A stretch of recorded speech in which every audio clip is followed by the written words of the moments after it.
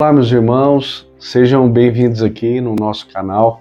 Hoje daremos continuidade no tema abordado recentemente sobre os elementos do culto e o seu significado, com base, obviamente, no livro de Malaquias, que está no Antigo Testamento.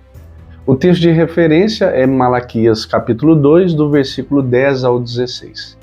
Dois aspectos muito ligados ao culto, tanto no Antigo quanto no Novo Testamento, são a pureza e a identidade do povo de Deus.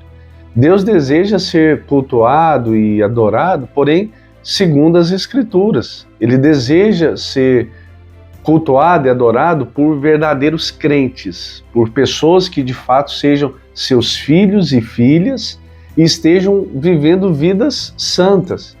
Por exemplo, os casamentos mistos eram um dos fatores que, segundo observamos no Antigo Testamento, afetava a vida e a santidade do povo de Deus. Por várias vezes na história do povo de Deus, o culto foi ameaçado por questões relacionadas a esse fator, que funcionava como uma porta de entrada para a ruína espiritual. Em outras palavras, sempre que começavam a perder a sua identidade como povo de Deus e os níveis moral e espiritual começavam a cair, a coisa mais comum em Israel eram os casamentos mistos, causando a mistura entre ímpios e o povo de Deus. O Antigo Testamento está repleto de exemplos ou ocasiões registradas em que os israelitas começaram a se casar com mulheres pagãs, que não pertenciam ao povo de Deus, aquele ambiente de adoração. E o que acontecia então? Em vez dessas mulheres se converterem a Deus de Israel, elas acabavam convertendo os israelitas aos deuses pagãos. E em decorrência disso, o culto a Deus começava a se deteriorar e se tornar sincrético, ou seja, misturado. Essas mulheres que não eram tementes a Deus adoravam outros deuses e seduziam seus maridos para que adorassem os deuses delas. Com isso, as famílias padeciam e os filhos eram criados em um lar que ficavam divididos, pois havia duas religiões na família, duas práticas. E assim o culto a Deus ia pouco a pouco enfraquecendo na vida daquela nação, a nação israelita. E existem muitos exemplos disso no Antigo Testamento. Aliás, foi uma das causas do cativeiro. Novamente, isso se repete na próxima geração, e depois de 70 anos de cativeiro, o povo ameaçava se misturar aos pagãos outra vez. E o que era pior, os homens estavam abandonando as suas esposas para ficarem com as mulheres pagãs. Portanto, veja que o problema encarado por Malaquias nessa sessão.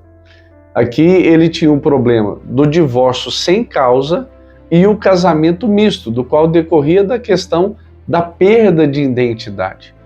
Esses pecados denunciados pelo profeta prejudicavam e enfraquecia a igreja daqueles dias.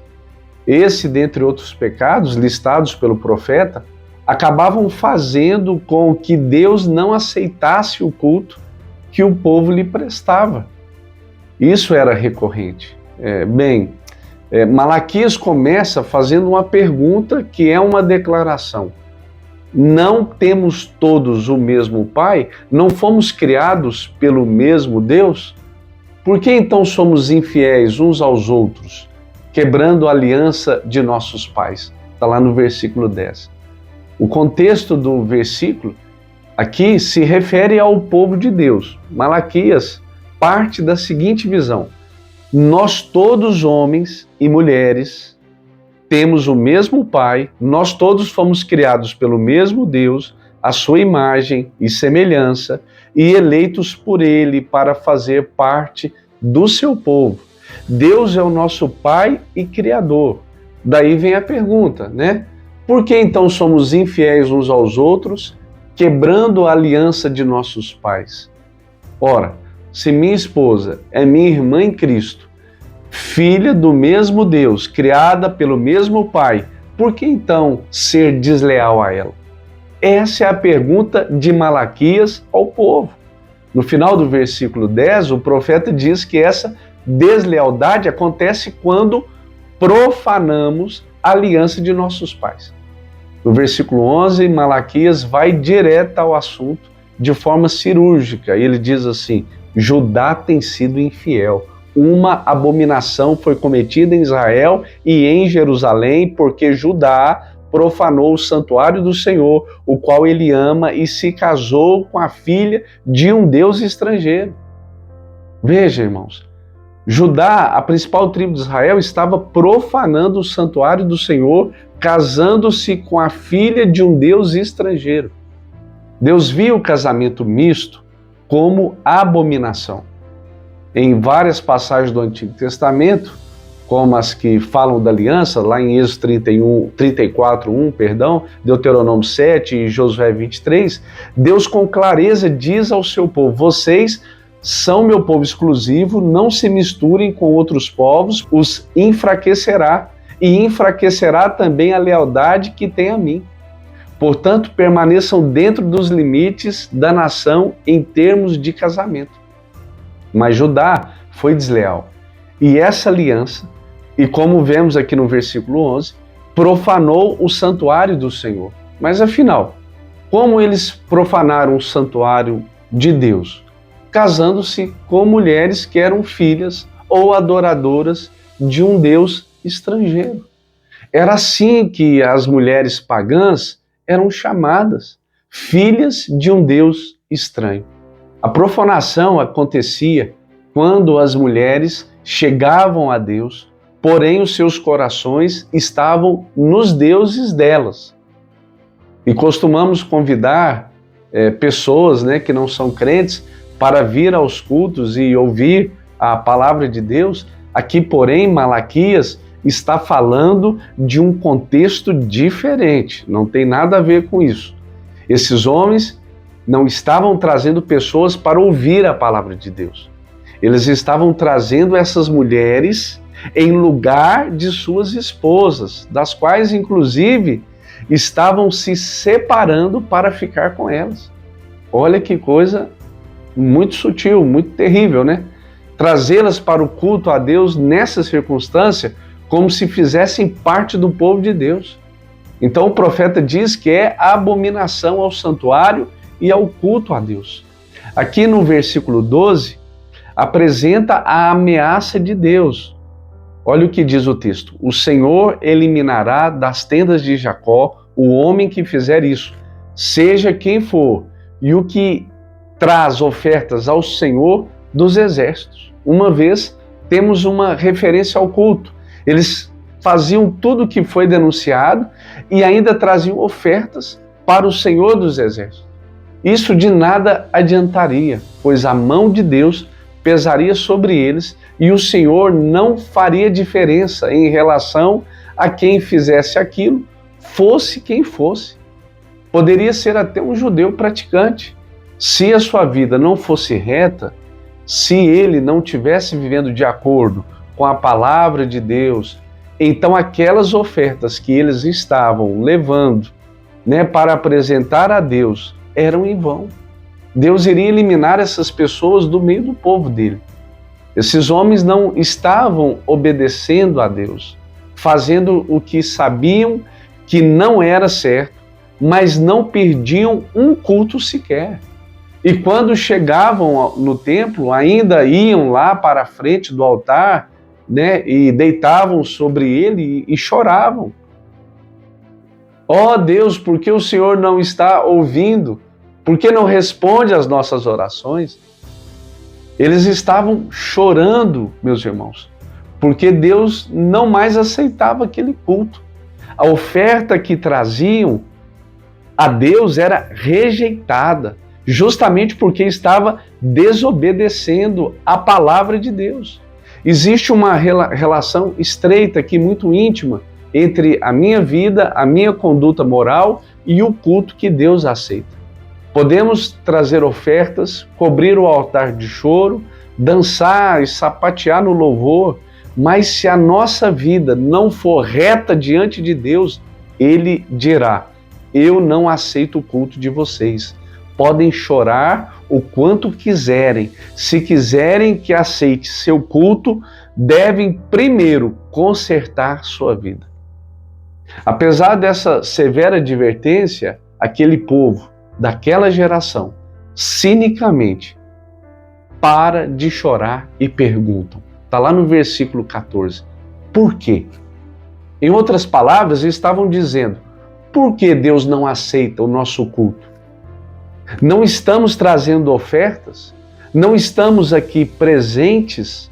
Por que Deus não aceita? E Deus responde por meio dos lábios de Malaquias: porque o Senhor tem sido testemunha entre ti e a esposa que tens desde a juventude, para a qual foste infiel, embora ela fosse a tua companheira e a mulher da tua aliança matrimonial. Versículo 14. Malaquias 2,14. Então, do versículo 14 a 16, Deus dá 3 motivos pelos quais ele não aceita o divórcio. O primeiro motivo é a quebra da aliança, citada no versículo 14. Deus havia sido testemunha do casamento que eles estavam rompendo. E ainda tem que diga que o casamento, como instituição, é algo que não se encontra na Bíblia, infelizmente. E que a Bíblia não fala de casamento como algo oficial, pelo contrário.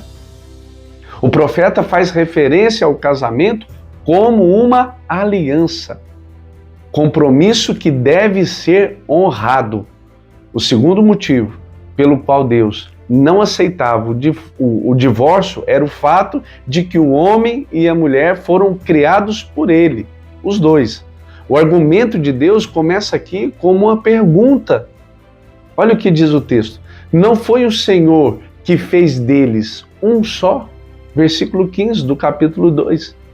A expressão um só é uma referência de Gênesis, quando Deus criou o homem e a mulher e disse a ambos: deixarão pai e mãe e se tornarão uma só carne. Deus formou o homem e a mulher com o propósito de que eles se tornassem um. Por isso o texto diz que Deus fez deles um só. O terceiro motivo pelo qual Deus não aceitava o divórcio é por odiá-lo. Olha o que o texto diz: pois eu odeio o divórcio e também odeio aquele que se veste de violência, diz o Senhor Deus de Israel. Está lá no versículo 16. As vestes aqui devem ser uma referência às vestes nupciais, usadas pelos noivos quando iam para casa selar o casamento. Essas vestes que representavam a pureza do casamento estavam agora manchadas pela violência. No Evangelho de Mateus, Jesus cita o Antigo Testamento dizendo que Deus só admite o divórcio por causa da dureza do coração do homem. Isso não quer dizer que Deus goste do divórcio ou que o veja como uma solução para os problemas do seu povo. Deus permite o divórcio em apenas 2 casos, conforme eu entendo, lógico. No caso de adultério, lá em Mateus 19:9, e quando o cônjuge descrente resolve abandonar irremediavelmente o cônjuge crente. Está lá em 1 Coríntios 7:15. O divórcio é um pecado imperdoável? Há perdão para ele? Sim, há perdão. O que estava acontecendo nos dias de Malaquias é exatamente o que está acontecendo em nosso contexto hoje. Entre o povo de Deus, o divórcio acontece em grande parte porque o homem deixa de gostar da mulher com quem se casou e quer trocá-la por outra. Sabemos que nenhum de nós estamos livres, obviamente, de passar por esse problema, mas a palavra de Deus não muda, vale para todos. E por fim, no final do versículo 16, temos uma exortação importante. Diz assim o texto: portanto, cuidai de vós mesmos, diz o Senhor dos Exércitos, e não sejais infiéis. Está lá no versículo 16. Isso significa que os homens devem vigiar o coração e obedecer à palavra de Deus. Seguir o que ela manda, ser de fato o cabeça do lar, amar sua mulher como Cristo amou a igreja. Portanto, essa passagem deixa claro um chamado ao arrependimento, para que o povo de Deus purifique os seus caminhos, conserte sua vida e só depois venha prestar de fato o culto a Deus. Bem, irmãos, chegamos ao final de mais um vídeo. Deus abençoe a sua vida e a sua família. E não se esqueça de se inscrever no canal. Se você achou esse tema importante, abordado aqui, compartilhe com alguém, abençoe a vida de alguém. Amém? Até a próxima.